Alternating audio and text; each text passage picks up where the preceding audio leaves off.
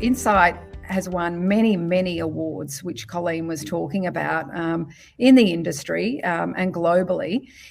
So what do you think as the best place to work? So it's got that reputation that you've built over time and you've been at the helm for quite a while.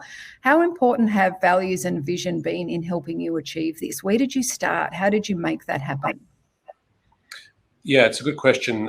Values is certainly central to everything. The awards for us they're important to us because they're an external validation, but the real value for us is actually the comments and the feedback we get internally in our internal engagement surveys, and really just how people show up every day at work. And for us at Insight, our values are non-negotiable and they're well understood. And it's honestly the only company I've ever worked for where you could go to any one of our 14,500 teammates in any office around the world and have them talk in great detail about not only what our values are, but about how they're lived and how they're expressed and how they connect to what we do as a business for our other teammates and for our clients. We talk in high performance, especially with athletes, about visual representation, not just hearing them or learning them, when you first start at the organisation, but the way that you've really taken it to a whole new high performance level. How did that start? I think it's probably started actually just before my time at Insight, when we had the same values that almost every company has, of a long list of fairly generic words that didn't have a real connection to the business. So we spent a lot of time arriving at our three values of hunger, heart, and harmony.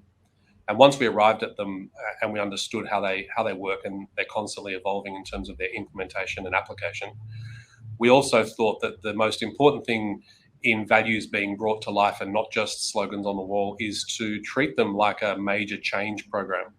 And in order to do that, we need to have multiple communications. It needs to be a part of what we talk about in every conversation, not just something that we talk about at the once a year rally, but it needs to be in our performance conversations, in our planning conversations, in our goal setting conversations with teammates. And it is very, very prominent in our reward and recognition programs, right the way through to our pinnacle, which is our summit clubs or presidents clubs around the world in APAC. That's our top 33 performers out of our nearly 700 teammates.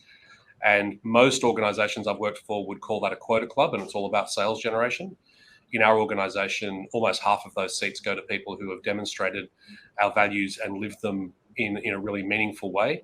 And the people who are eligible for those are recognized and voted for by other teammates on the basis of the impact that those values in action have had on their business.